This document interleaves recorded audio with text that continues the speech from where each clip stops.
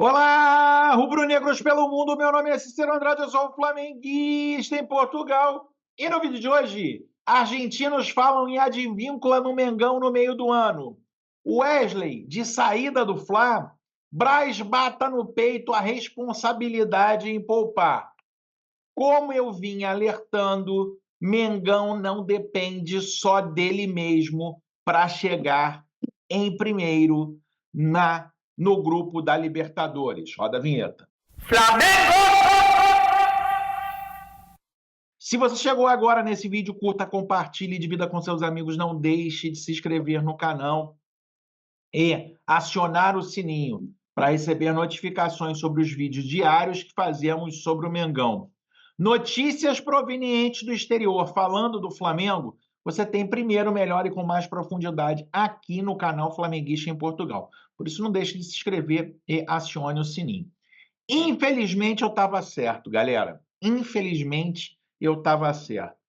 Quando, depois dos 3-0 contra o Nova Iguaçu, o Tite decidiu poupar jogadores contra o Milionários, eu alertei a vocês, a quem segue o meu canal, que esta atitude poderia fazer com que o Flamengo perdesse a possibilidade de se classificar em primeiro do grupo. Sou mágico, sou mãe de nada, não, é só seguir uma certa lógica, meus amigos. O Flamengo, quando poupou naquele jogo, perdeu a oportunidade aí de tentar se igualar ao Bolívar e jogar e jogar essa partida na altitude com muito mais tranquilidade, sabendo que podia perder. Infelizmente, em função daquele empate esdrúxulo, para que o Tite depois, com os jogadores desgastados, botasse todos os titulares contra o Nova Iguaçu, naquele ali não teve fisiologia, aquele planejamento foi isso, né? Eu queria saber, no segundo jogo de volta contra o Nova Iguaçu, se não tinham jogadores desgastados ali jogando, né?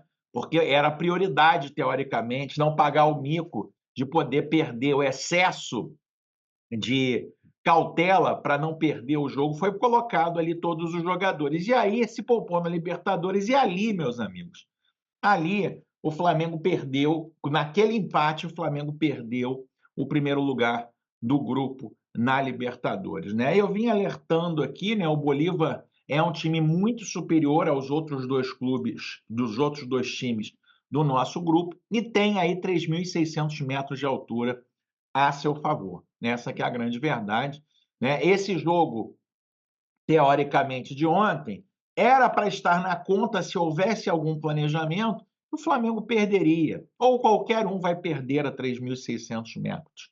Né? Um jogo que praticamente o Flamengo, se te trouxesse um ponto, seria um ponto que seria surpresa. Era para montar a programação do Flamengo contando com uma derrota ontem. Né? E aí, infelizmente, tudo que eu previ lá, e muitos me criticaram, que eu era o profeta do Apocalipse, lá, quando eu critiquei muito o Tite por ter poupado na estreia da Libertadores, a gente está pegando, vai pegar agora. Como eu falei, né, como eu vinha dizendo aqui para vocês, o Bolívar abriu 5 pontos do Flamengo, o Flamengo não depende só dele para ficar em primeiro. Né? O Flamengo pode ganhar os 3 jogos que faltam e pode não ser o primeiro do grupo. Né? Porque basta o Bolívar não perder pontos nem para Milionários, nem para Palestino, e o Bolívar já é, mesmo perdendo para o Flamengo, o Bolívar já é o primeiro colocado. Prova aí da total imaturidade estratégica do departamento de futebol do Flamengo, entendendo aí que um grupo onde tem um time que joga 3.600 metros, não dá para ver o que vai acontecer depois.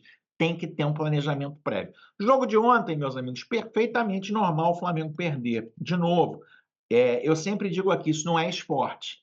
Jogar na altitude não é esporte. Né? Jogar na altitude é quase uma coisa maquiavélica aí contra quem não está acostumado com a altitude. Não dá para falar nada do jogo especificamente. O Flamengo até conseguiu empatar depois de tomar o primeiro gol de cabeça.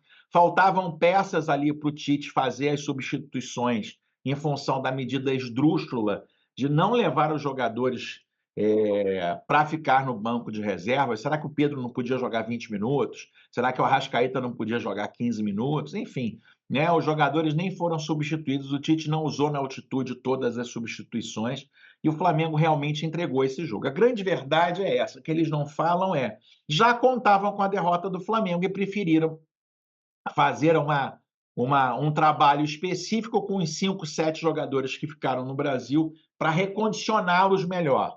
Então, a ideia foi, já que vamos perder mesmo, é que eles não vão falar isso, obviamente, já que vamos perder mesmo esses 3 pontos e vamos nos complicar, pelo menos a gente deixa aqui os atletas para tentarem se recondicionar para o restante da temporada. Né? Uma falta de planejamento ridículo do Flamengo, né? Óbvio, Marcos Braz, Bruno Spindler, eu não espero muita coisa. Do Tite eu me decepcionei. Para mim fica icônico quando ele pergunta depois do jogo, quando ele fala depois do jogo do Atlético Goianiense, que vai conversar com a diretoria para saber as prioridades. O Tite poderia ter assumido as prioridades, poderia ter entendido o que é o Flamengo, poderia ter montado um planejamento para que nesses jogos a gente tivesse com o maior número de titulares possível. O jogo de ontem leva o Flamengo, só por um milagre, o Flamengo se classificará em primeiro, vai se classificar em segundo, e infelizmente, uma Libertadores para um clube que se classifica em segundo é totalmente diferente de uma Libertadores para um clube que se classifica em primeiro. Né? A gente vai jogar sempre fora de casa o segundo jogo. Imagina se a gente pega no sorteio e pode acontecer o Bolívar de novo. Joga primeiro dentro de casa, joga a segunda fora de casa, né? Estando aí teoricamente exposto aí a uma situação totalmente desumana que é jogar na altitude, né? Os jogos aí, as datas já estão marcadas há muito tempo e infelizmente falta competência ao departamento de futebol para fazer um planejamento mais efetivo e, para minha decepção, também a comissão técnica do Tite, né?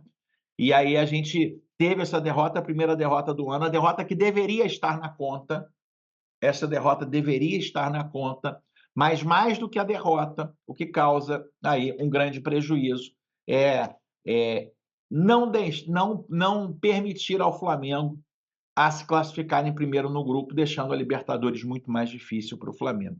Prejuízo em função da total falta de visão e planejamento a médio e longo prazo desta diretoria que já se mostrou extremamente incompetente. Meus amigos, depois de toda a polêmica aí do poupa não poupa, o Marcos Braz, teoricamente, dividiu as responsabilidades pela decisão de não levar os 5 jogadores para a Bolívia com o Tite. É isso mesmo. Mesmo se tratando de Libertadores e uma decisão a respeito dos jogadores que viajaram, surpreendeu. Alan, Léo Pereira, Varela, Ayrton Lucas, Eric Pulgar, Arrascaeta e Pedro não foram para a Bolívia. Porém, a opção não foi apenas de Tite. O Tite, na entrevista, também chamou para assim. O vice-presidente de futebol, Marcos Braz, acabou conversando com o Globo Esporte e lá ele afirmou que também foi responsável pela decisão. Segundo ele, essa determinação faz parte do planejamento do mais querido para que todos os jogadores do elenco estejam em condições de estar desempenhando o mais alto nível durante a temporada. A responsabilidade é minha e do Tite. Tomamos a decisão baseados pela ciência e nos objetivos que temos na temporada. Não são engenheiros de obra pronta.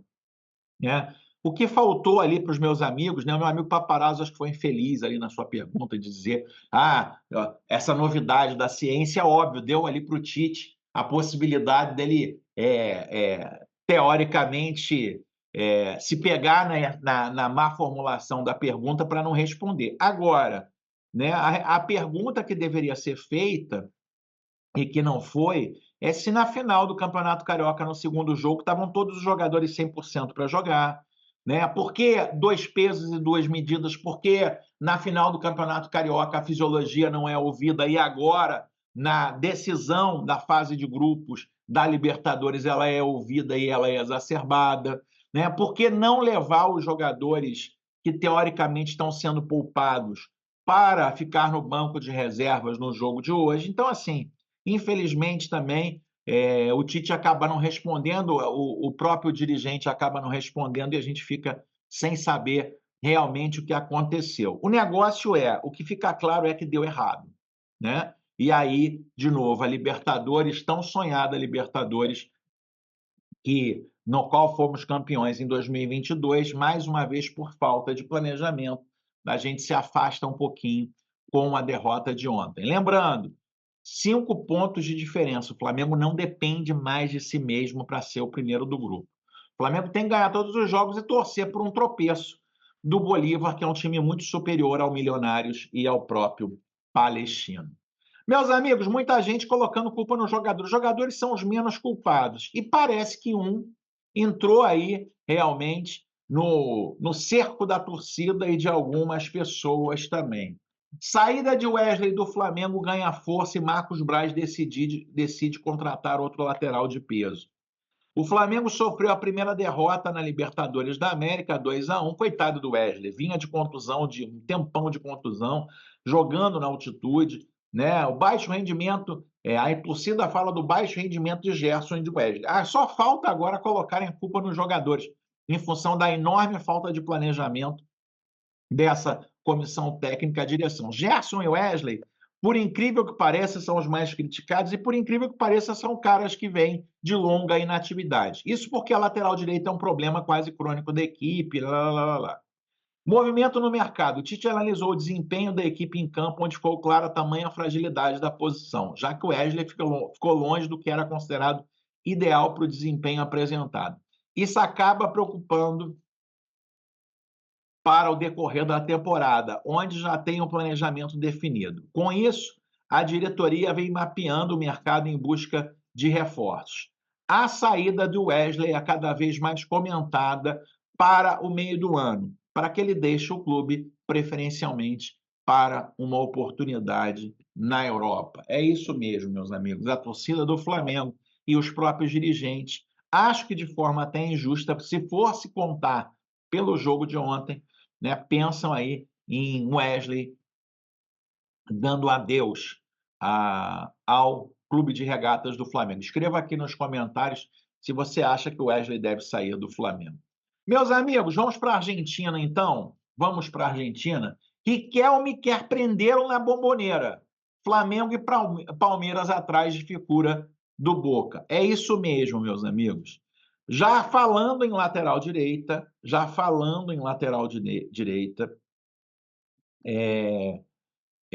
o jornal o Craque Deportivo diz o seguinte: nesse sentido, o Xeniese, que é o Boca Juniors, não vê a hora de garantir completamente Luiz Advíncula para a próxima temporada, que soma interesse justamente de Flamengo e Palmeiras.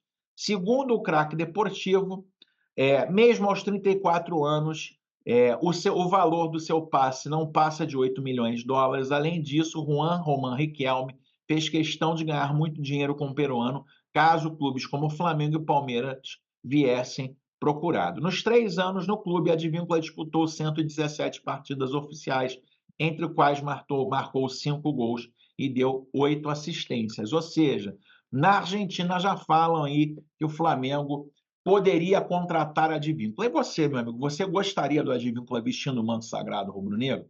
Escreva aqui nos comentários, a sua participação é muito importante, como é muito importante a sua inscrição no canal. Vou falar mais tarde na live um pouquinho mais sobre o jogo aí, mas, meus amigos, era uma tragédia anunciada, né? Lá desde o primeiro jogo da Libertadores e com erro de planejamento, tanto do Marcos Braz quanto do nosso treinador. Vejo você no próximo vídeo. Aquele abraço. Tchau, tchau.